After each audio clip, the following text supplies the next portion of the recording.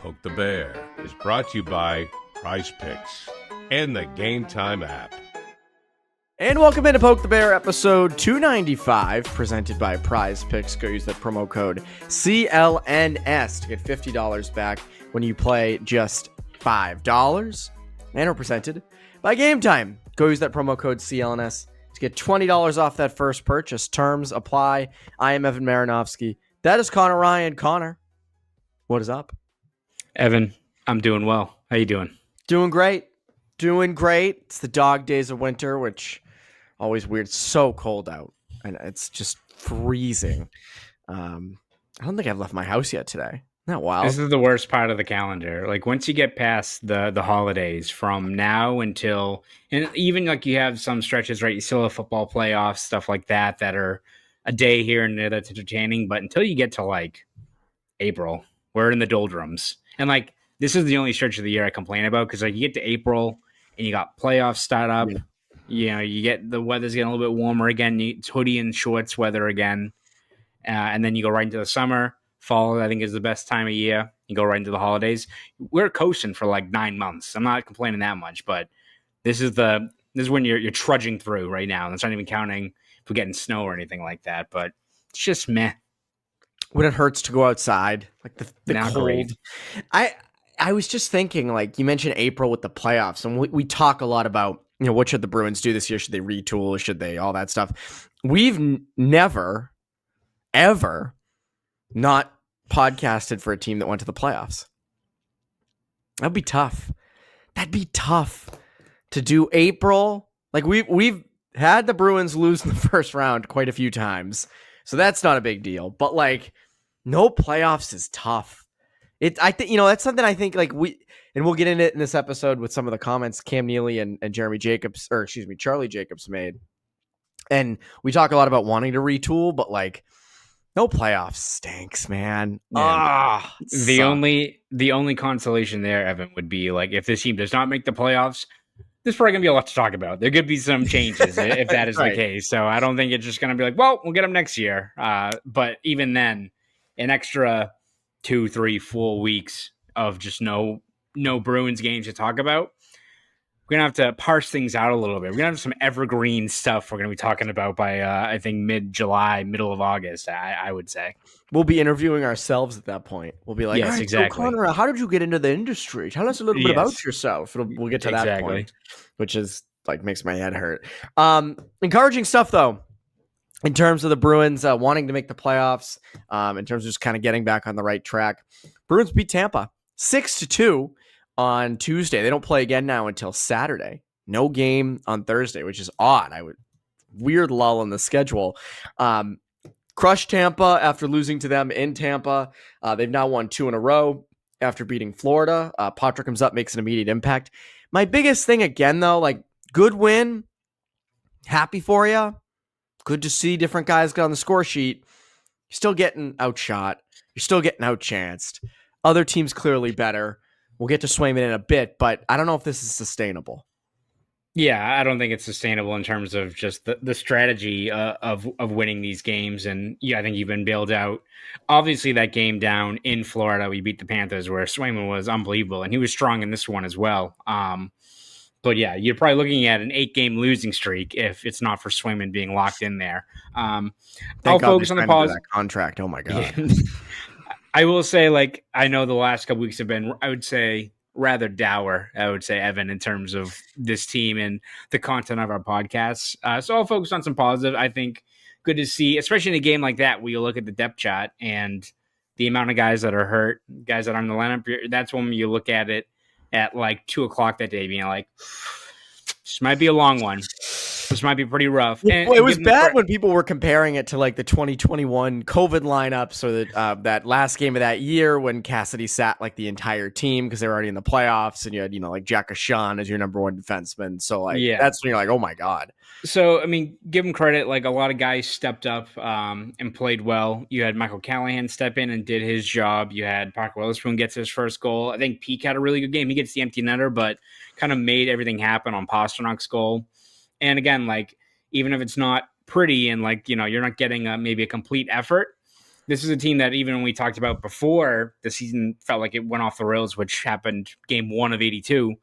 We looked at this team and looked at their roster and how they're built, and we're like, well, even if they got to sort things out, if David Pastrnak's playing at a high level, if Jeremy Swayman's playing at a high level, they're going to win more games than they're going to lose. And I think you saw Swayman has continued to play really well. I know we'll get to him a little bit more, but David Pastrnak's got, 6 points in his last 2 games. Pavel Zacha had 3 points as well. So it's not been pretty, but you're seeing, I think, what this team needs to do to consistently be in games and be competitive. Like, we look at where they were a week ago against the Oilers. Like, that was a game that wasn't even competitive at all. Like, they did not put up a fight. So for them to jump out to an early lead, give themselves some breathing room, and then take care of business at the end of that game. Like, they kind of let go of the rope, and Tampa got back into it, and you worry, they pull their goalie, and you worry a team that's has as much firepower as Tampa thinks should get away, and that'd be a backbreaker for this team. But they took care of business. They get 2 empty net goals, handle things. A lot of guys step up, and as you said, like, even though Poitras wasn't I don't think people were expecting a 3-assist night or anything like that. You saw the promise and what he can provide to this team, setting up Frederic just, under 5 minutes into the game. And if that's a step forward for Poitras, you'll take it, because I think you saw in that play, even if, there's going to be growing pains, there's going to be times where he's going to get out-muscled along the wall, stuff like that. He's got to keep his head up, as is the case every single time he's out there. But you see, even in those spurts, what a guy like him can do to this team that is so, I think, barren or in desperate need of skill and playmaking, especially further down the lineup.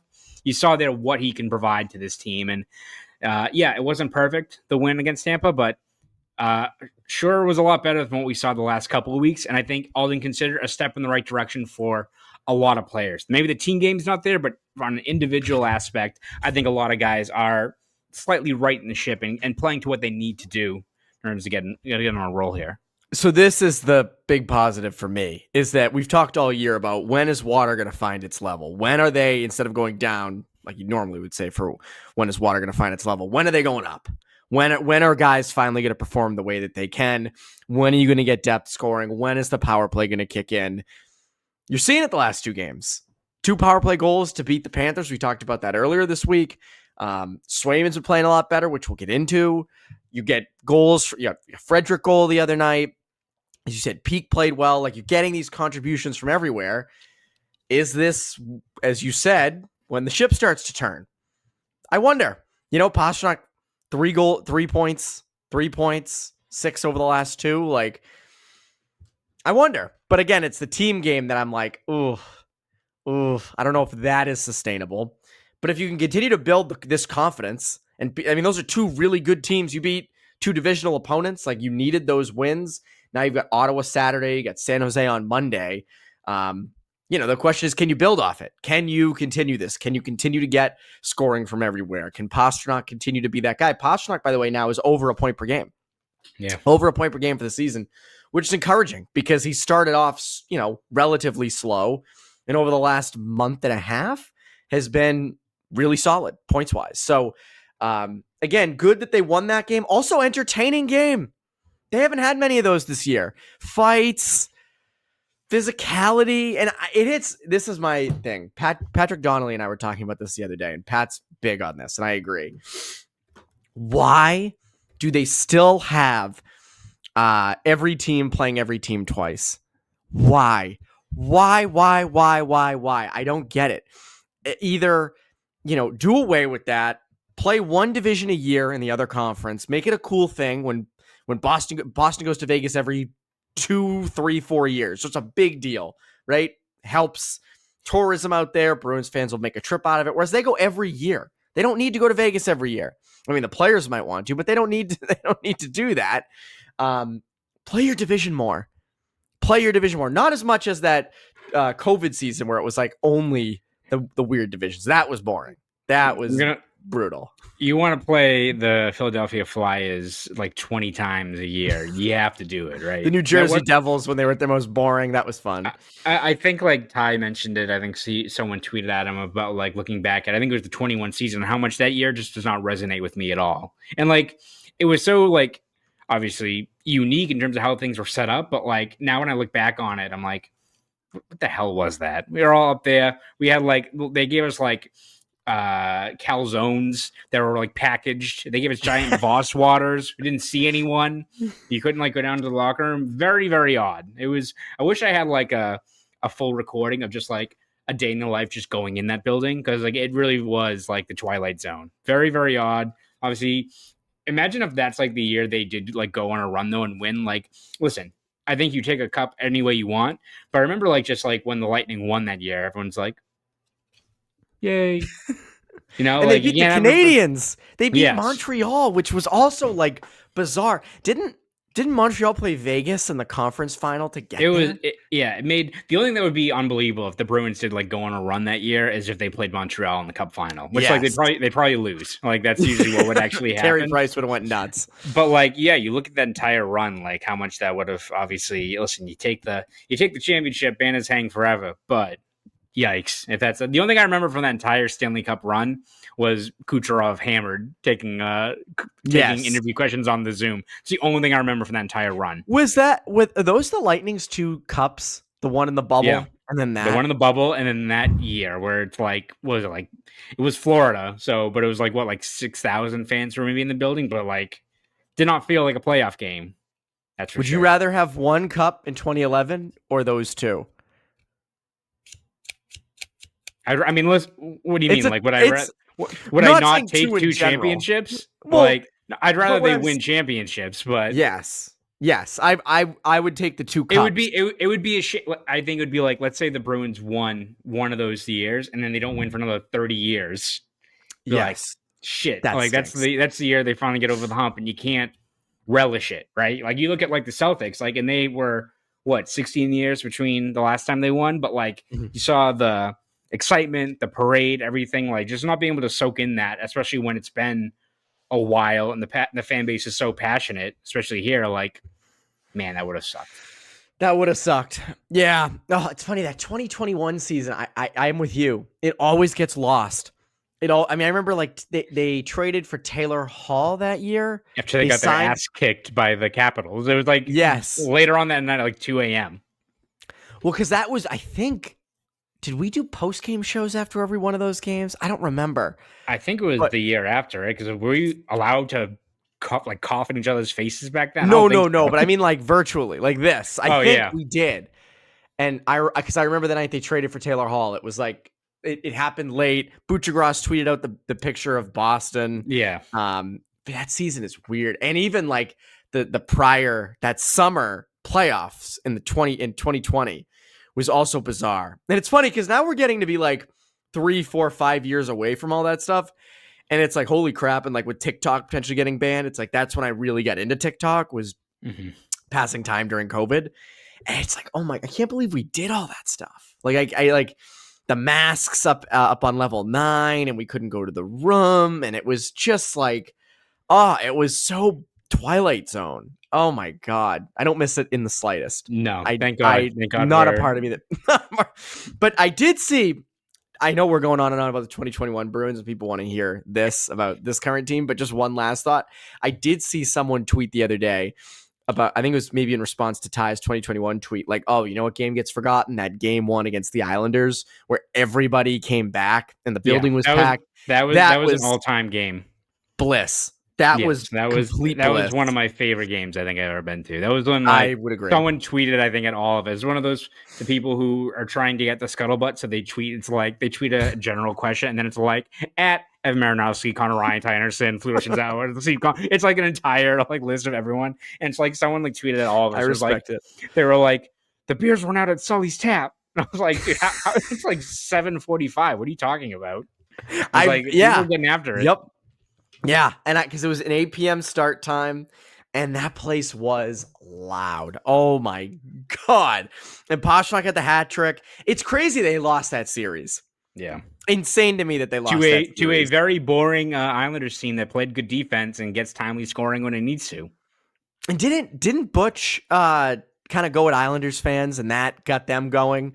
He said something like or Trotz said something, or I forget. Well, Trotz would call out Bergeron. That was his whole thing. He would be like, "Oh, he thought he cheat on draws." Yeah, exactly. Also, for people who are upset about us reminiscing about the 21 season, get ready for what's going to happen if this team doesn't make the playoffs. Because we're going to be like, "Do you remember when Tommy Cross was playing top 4 minutes on the 2017 Bruins?" Yeah, that's right. So don't get mad at this. Yeah, shout out to Tommy Cross. Don't get mad at this. Anyways, before I want to talk about Swayman, because Swayman's a big deal right now. But first, our friends over at PrizePicks. PrizePicks is the best place to get real money sports action with over 10 million members and billions of dollars in awarded winnings. PrizePicks has made daily fantasy sports accessible to all. You just pick more or less on at least 2 players for a shot to win up to 1,000 times your cash. Run your game all season long on PrizePicks, and it's playoff time in the NFL, Connor. No Patriots, obviously, but if you want to keep things interesting, you want to keep it fun, you want to compete with friends, go to PrizePicks. I have a tough time watching a full game of 2 teams that I'm not invested in, like or a team I don't really care about, and that's again most games. So this keeps it fun. And for the Bruins, Pastrnak's humming. 6 points in his last 2, like. If I get a chance to do more David Pastrnak goals or points, I think I'm taking it, especially Saturday against Ottawa. And then you have San Jose on Monday, which, again, 1 p.m. start. So that's 10 a.m. their time. Bruins should put up a lot of points against San Jose. And also take Macklin Celebrini as well. Celebrini's been kicking ass. Holy crap. Anyway, download the app today and use code CLNS to get $50 instantly after you play your first $5 lineup. Again, download the app, use code CLNS, get $50 instantly, and play after you play your first $5 lineup. PrizePicks, run your game. Run your game. So Jeremy Swayman, this is 2 really good starts in a row. Tampa's tough to say a stolen win, but I kind of want to say it. Like, they had a lot of chances. I know it was 6-2. The last 2 goals, I believe, were empty netters with Zacha and Peak. But still, like, I'd put Swayman as your number 1 star in that game, and he was obviously your number 1 star in Florida. If he's hitting his groove now and they start winning more games because of him, I don't know if Bruins are doing a retool. Yeah, no, if he's playing at this level, and again, I don't think anyone's really surprised that, listen, he was not good for the first half of the year, was not what you needed him to be as a number 1 goalie. And I don't think people were expecting him to open the year with like a .938 save percentage through 40 games or anything like that, but was not giving you nearly enough, especially, with the limited margin of error that you've had. But credit to him, I think, the last 8 games, he's got a .925 save percentage. I think he's got like a 3-5 record over that stretch, which also shows you that the guys in front of him have not been pulling their weight either. But at the very least, if Jeremy Swayman's playing at this level, he's not going to steal every game from you, or for you. He's not going to from you. Yeah, exactly. He's not going to steal games for the Bruins, but you're going to be in most of these contests. You're going to be competitive, and I think when you look at this team and how clearly flawed they are, you need a guy like Swayman to kind of keep you afloat, keep you off the ropes, and you're getting that from him right now. So it's probably one of the best signs if you're looking for the glass half full approach of this team in terms of, like, I think we've all accepted that if this team makes the playoffs, they're not going to be the favorite. The only way they are going to probably make some noise is being that stingy, tough out team, and that only happens if Jeremy Swayman stands on his head. He did it last year. He wouldn't have got past Toronto or even given Florida a little bit of a pushback if it wasn't for him playing at a high level. And if that's the case this year, with a team that has struggled even more to score and has probably more holes up and down the lineup, you're going to need a locked-in Jeremy Swayman. And wasn't pretty at the start, but you're certainly getting it right now. He's playing right now. Yeah, so my Swayman thing right now, and we'll get to some of these comments made by Cam Neely and Charlie Jacobs in a bit about retooling in 2 different paths, but I do wonder if over the next month in the lead up to the 4 Nations face-off, if Swayman is hot and he's playing well, and I'm not saying he's stealing every game for you, like you're not going to get the last 2 starts every game, obviously, but if he continues at this pace, I have a tough time thinking they're going to just be like, all right, we're going to sell pieces at the deadline. And I still hold, like, the pieces you would sell are not going to make or break your playoff chances. But, there is the argument, if Morgan Geeky's in your lineup, that's better than having, just a younger guy in there or elevating somebody else up the lineup. But like, I wonder if they look at it the same way that you just mentioned it. Like, oh, last year we beat Toronto because Jeremy Swayman was on fire. And then we almost, we put up a good fight against Florida because Jeremy Swayman was on fire again. And I wonder if they're like, hey, let's get in the playoffs. Let's see what we can do if Swayman can stay hot even longer. I wonder if Swayman might end up being the deciding factor in what decision they ultimately go with. Yeah. I mean, again, it's one of those things where when he's playing at a high level, he's in that, I think, top tier of goalies. And again, it's not like you're projecting what he could be or anything like that. You saw last year, him being a guy that could win you a couple of rounds, right? Like the Bruins, again, as much as you look at how frustrating that Florida series is, and like, listen, on paper, like if they meet again, we know who the favorite's going to be. Like Bruins, as much as I saw someone comparing, it's like, well, like, and this is something even that Marchand mentioned yesterday of like, there's a lot of teams that sneak in the playoffs and go on runs. I'm like, the Florida Panthers in 23 were a sleeping giant. Like they also had like Verhaeghe and Anton Lundell and Reinhart and a whole bunch of guys that were ready to get on a roll. Yep. There. Like, and they had won the President's Trophy the year before. Yeah. That team was a sleeping giant that year. So I don't think the Bruins are going to be that. But again, if you are the Bruins and you are looking at the glass half full approach, and we can debate what should be the realistic or the right mindset the Bruins should have if they are just kind of treading water in the next couple of months. But like this is a team that you look at some of these other matchups against, like, let's say they're the second wildcard team and the Capitals are the number one seed and they play them. Like, we know who's the favorite, but like, if Swayman's hot, I don't know. Like, listen, like, they're 1-1 this year, right? Get Ryan Leonard in the first round. That'd be fun. That is actually terrifying because like I feel like Ryan Leonard's going to be one of those guys that like makes his debut and like the Caps, let's say they get to the conference final, he'll have like 7 goals in like 18 games or something like that. Like he feels like one of those players. So listen, if the Bruins play the Caps, we know who the favorite's going to be, but you look at that matchup, look at the way they played them this year, whether it's that game on the 23rd and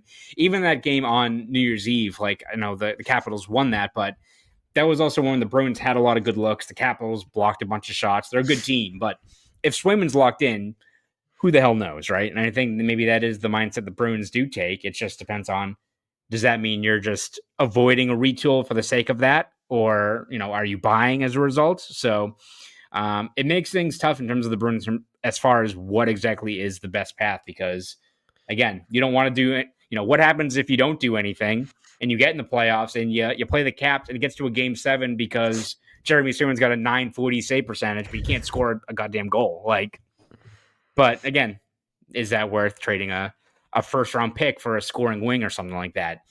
It's tough, right? Like you're in a spot where it seems obvious that this team is due for like some sort of retool. Like they need an overhaul in some regard, but also when you have a 26-year-old goalie that can play at a very high level, a 28-year-old 60 goal scorer, a lot of these other guys, it does make it tough in terms of picking and choosing when to wave the white flag and be realistic, and when you're tempted by when 3 or 4 of your best players can't get on a roll. So it is kind of tough. Well, it's tough because, again, you don't want to waste years of guys' prime. Yeah. And you don't want to waste big contractual years early in a deal, especially. Like, Pasternak's still early in his deal, obviously. Swayman's deal hasn't even started. So, like, I get that end of it. We're going to get into that because of some comments made on Wednesday night. But first, our friends over at Gametime. I said this to Ty Anderson on Bruins Beat. It's the dog days of winter. Dog days of winter. You need something exciting to do. You don't want to be out in the cold, though. There's nothing you can do outside. Go to a game. Go to a game. Spice it up. Spice it up midweek. There's during the week, things can get monotonous, boring. Go to a C's game. Go to a Bruins game.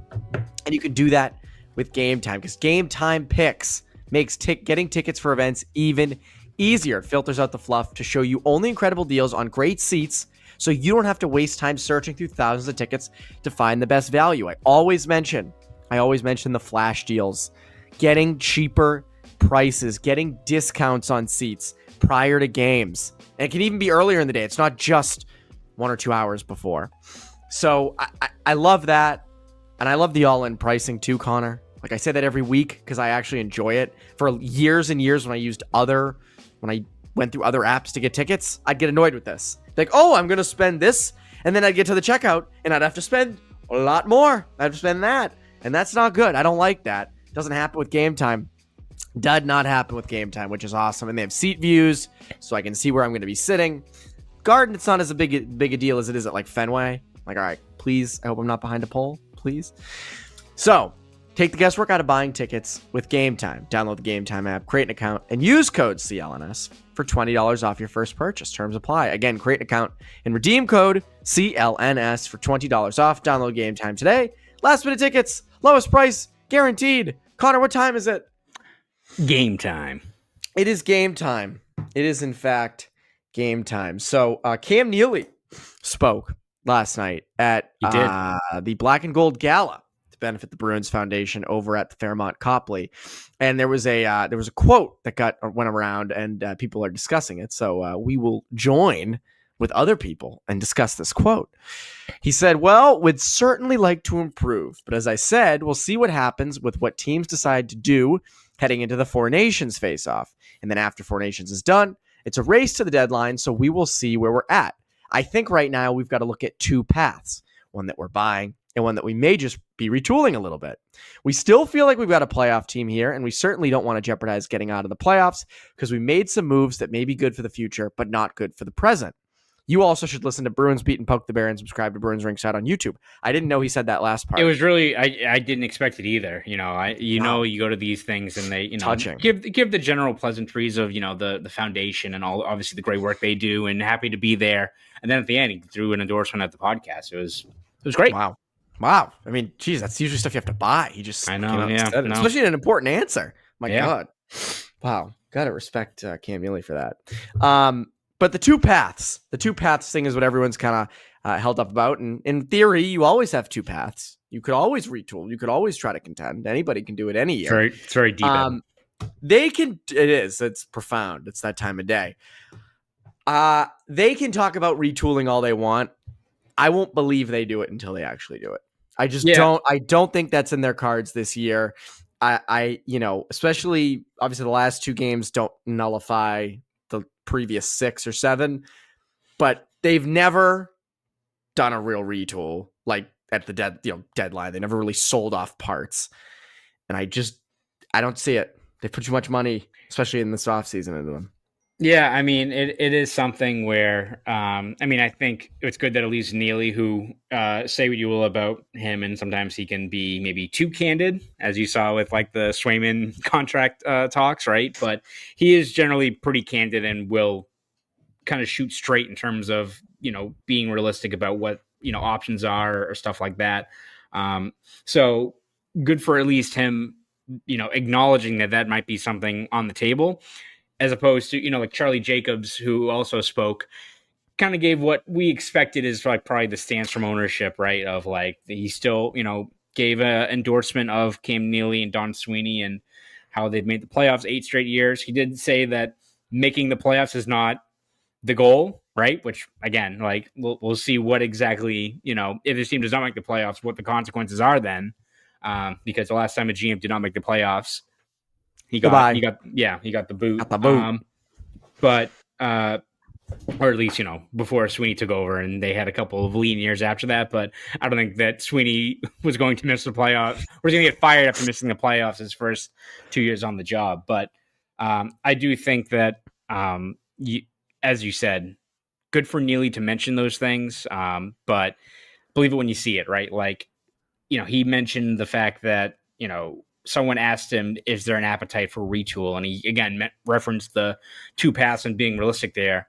Charlie Jacobs was asked the same thing about if there's an appetite, and said like he wasn't going to kind of get into that talk yet until they reach that point, and falls on the front office to make those decisions. So a little bit of a non-answer there. But it is tough, though, because, again, for the Bruins front office, like, there's multiple reasons why you probably don't want to wave the white flag and admit that you need to retool, because one, doesn't look good on your part, right? Like, there are consequences for them in terms of doing it, but also, as you said, like, this was a team that And it wasn't, I think, just the front office's point of view. I think we all agreed that, like, you look at where they were last year and how much they overachieved and how much you thought that there was a lot of good pieces there. We thought they were going to take another step forward. Like, we thought this was going to be the start of a new window with these offseason additions they made. So to admit that, like, nah, this ain't it. We got to really not maybe completely blow things up, but you can't win with these cats, as Kevin Durant says on his burner accounts. If that is the case, it doesn't look good in terms of, your own, performance as a front office, but also what you expect for this team for the next 3-4 years. And it's not to say this team can't, with a purposeful retool and a clear vision this offseason, change things around and right the ship. As long as you have a core still featuring Swayman and Pasternak and McAvoy and some of these other players, you can right the ship pretty quickly if you hit on a draft pick or two. If you make the right deals, you reshuffle your roster, you can do that, but still is not the ideal situation for this front office. So I agree. I think it's good that at least they acknowledge that, stuff might hit the fan if this team continues to lose the next couple of games to Ottawa and they fall out of the wildcard picture and they're treading water with the games in hand and all those things. They have to be realistic, and it does feel like I don't think they're going to get like the 2016 deadline where they're giving up picks for John Michael Lyles and stuff like that when that was a losing cause. But it's going to be tough in terms of when exactly they are going to wave the white flag and just the appetite for it. Because even if the writing's on the wall, it's still, I think it's going to be pretty painful for this team to admit that they have to punt on this year, even if it is the right long-term decision for this franchise. And I know a lot of fans, as people who cover the team and stuff, believe, a retool is probably the right thing. It sucks when they're not in the playoffs. Like that first week, or that second or third week in April when the playoffs begin and your team isn't there, blows. It stinks. I think people who consistently say, "Oh, I want them to blow the whole thing up." It's like, you say that, but you don't mean it. Like, you don't actually want that. A retool that's hard too. And that's why I think it's hard for us even to sit here and be like, yeah, I mean, we talk about this team. You and I do this multiple times a week. We want good things to talk about. We want there to be games. We want there to be developments and progressions and things like that. And it's not fun for us either if they did a retool, but I do think they need one. And the reason I don't think they will is they've never really done one, especially at a deadline. But number two, it's the Lindholm and Zadorov signings this offseason. Like, I think they put $80 million into that. $80 million into those two guys. I don't know if you can do that. I don't know if you can do the retool less than a year after, signing on the dotted line with those guys. And you're right, it hurts their own status. And you also don't know, if I'm going from their perspective, we say retool and we give examples of retools that have worked, but there are also retools that haven't worked. There are things where it doesn't work, guys get mad, and then it becomes a rebuild, where guys are like, I don't want to lose. I've signed on here to win, and we're doing this. Now, I don't think this would be drastic. I don't think trading Trent Frederick and Morgan Geekie and, guys who are not core pieces, I don't think that's gonna, it's annoying. They're all friends and they're good guys, so you don't want to lose them. But I don't think it completely, prohibits their ability to win next year if they lost those guys. And then there's the other end of it, whereas if those draft picks that you accumulate don't pan out, well, then you're shown the door immediately because this is the second time that you're doing this. So I think that's another reason why I don't see it. And it's funny, Neely also mentioned this. He said, we've gone all in a number of times over the past 10 years, and rightfully so. We got to be smart. If you do it again, you've got to know that you're a team that has a good chance to have a deep run. You don't want to go all in and then not really feel confident that you're going to have a deep run. I just don't know how you think this team can have a deep run. I don't. Swayman is your number one key. So if Swayman is doing great, then great. But does he get you a cup? Is he just going at 100,000%? Is that getting you a cup? Because I don't know about the scoring. I don't know about the depth. I don't know about them defensively. So it's like, and here's the other thing too, right, Connor? The East is mid, as I like to say. Yes. It's mid. Okay. See, now the TikTok's going out. I've got to preserve my Gen Z lingo. Gotta go back to Twitter like I do, or X. Sorry, go back me and Kevin Durant. That's right. Yeah, no, as Gen Zers, we're gonna stick on TikTok. But the East is so mid, and let's say the Bruins at the end of the year decided to retool, and at the end of the year they were like, I don't know, 7 or 8 points out of a wild card spot, so they were like pretty out. Yeah, but that's not like tanking.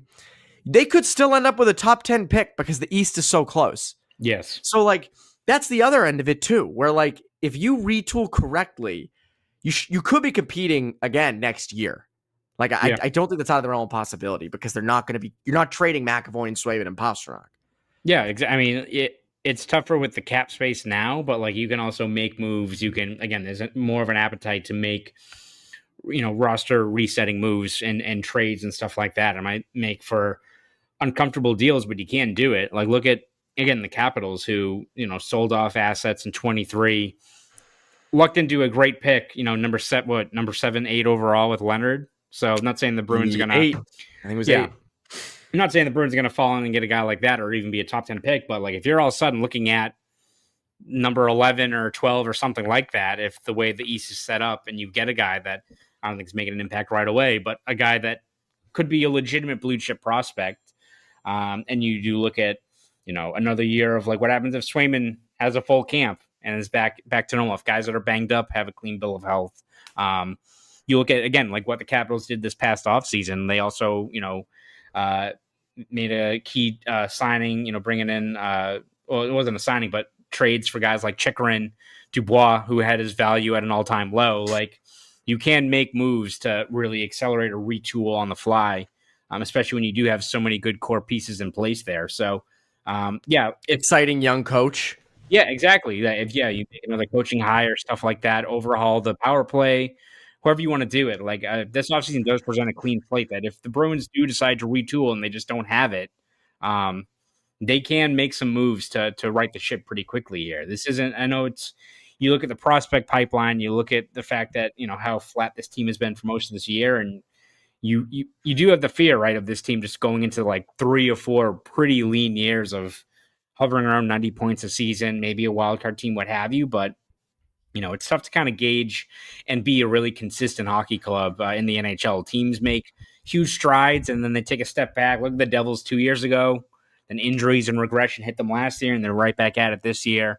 It's kind of tough to gauge where a team is going. But yeah, if this team does set out a clear path and are aggressive this offseason in terms of really kind of retooling and be willing to roll the dice and take risks, like, yeah, they can acquire another player or two that can change their fortune in short order. So it's not, if this year doesn't go according to plan, which as sure has not so far, does not mean that all of a sudden we're looking at 3-4 years of us talking about the 21 season once we get to April and maybe even late March.